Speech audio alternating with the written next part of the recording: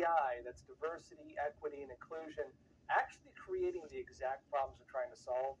Well, a recent study is saying so. The study conducted by the Network Contagion Research Institute and Rutgers University found that DEI trainings resulted in people seeing discrimination and abuse in areas where no such cases existed.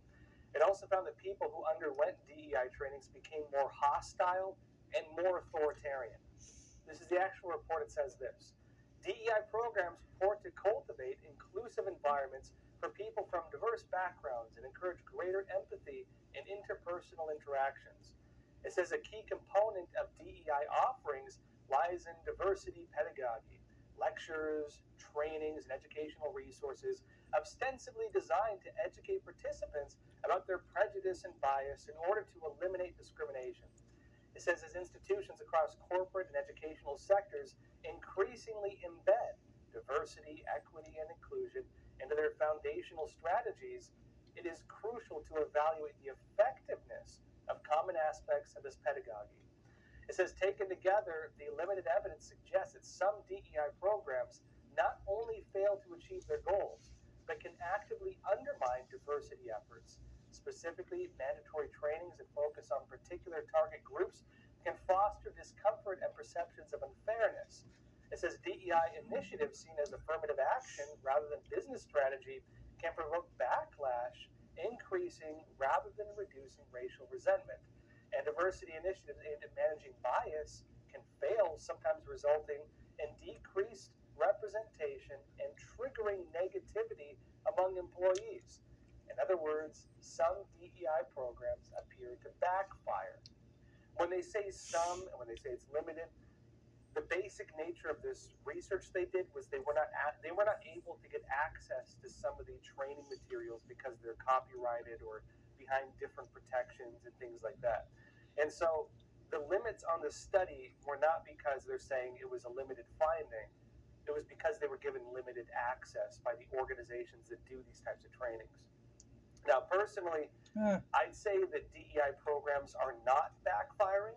I would actually say these trainings they're doing at schools and businesses and everywhere else, I would say they're actually doing exactly what they're meant to do. They're rooted in communist critical theory, in particular critical race theory and critical gender theory. The entire idea of critical theory was to reinterpret communist class struggle and rewrite this into different areas of like new struggle in the areas of race, gender, and other things instead of communist class struggle.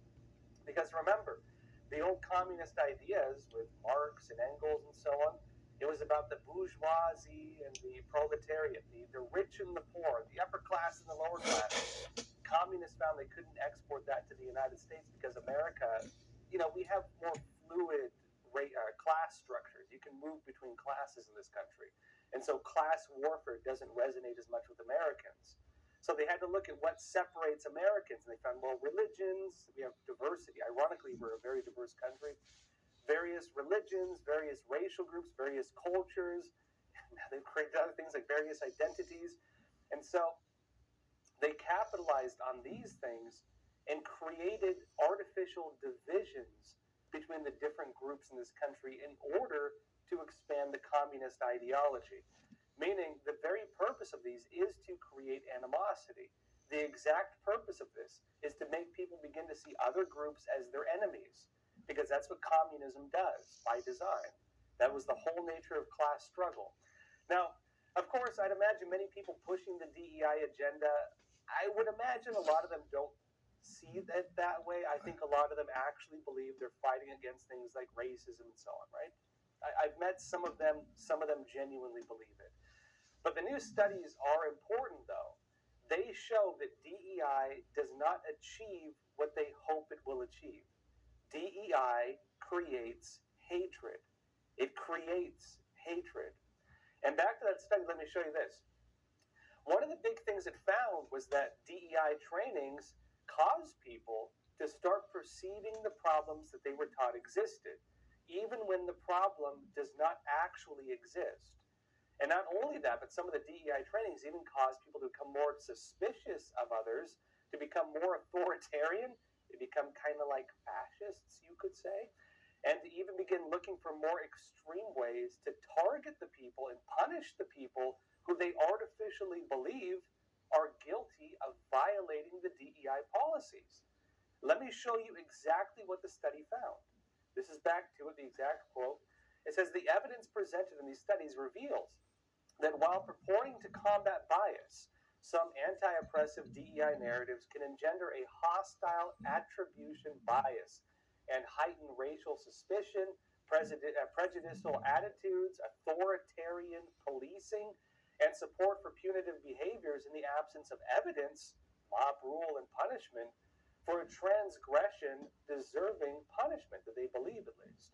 And it said, although addressed in the studies reported herein, it is also possible that these factors are mutually reinforcing and spread through social contagion.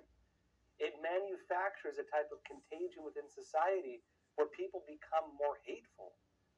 I'll give you a few examples. It has a list here. This is the list.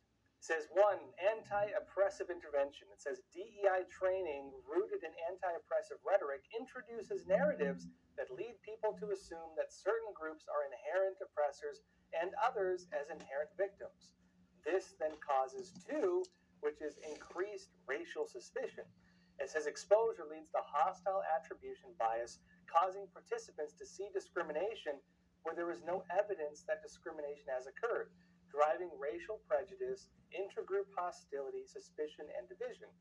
This then causes 3, which is authoritarian policing. They say this heightened suspicion triggers authoritarian policing tendencies, leading people to endorse surveillance and purity testing, strict social controls, and escalating responses from corrective to coercive. It kind of turns them into fascists, ironically. Number 4, punitive retribution. It says participants show greater support for extreme punitive measures against perceived oppressors, as well as those seen as ideologically impure. And number 5, it says calls for more intervention. The heightened punitive atmosphere feeds back into demands for more anti-oppressive DEI training, creating a self-reinforcing cycle of suspicion and intolerance. And look, basically what it found is, ironically, the DEI trainings create the exact problem that they allege to fix.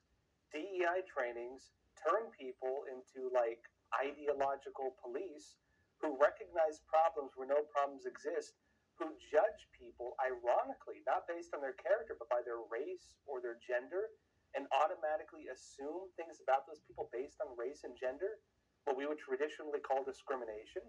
And then, in addition to that, begin demanding authoritarian backlash on the people they have begun discriminating against. It turns them into authoritarian racists and bigots, ironically. And it is important too, because remember, these trainings are being done throughout just about every branch of government now.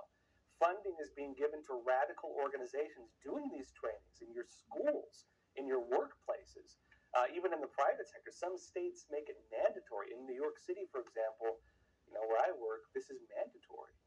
And so the question is, are they actually solving the issues they claim to solve, or are they making it worse? And according to this study now, they're actually causing the very thing they claim to be opposing.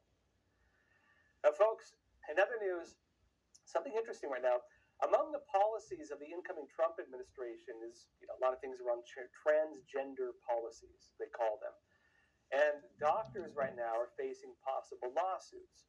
Remember, when Trump was on the campaign trail, he was saying that he will open avenues for people who underwent these surgeries to sue the doctors and anybody else who may have been involved in the process of them making the decision. A case along these lines was actually recently filed against several California healthcare providers, and this case could also be relevant to another one currently being considered in the U.S. Supreme Court. Wall Street Journal says this. It says, as the Supreme Court ponders whether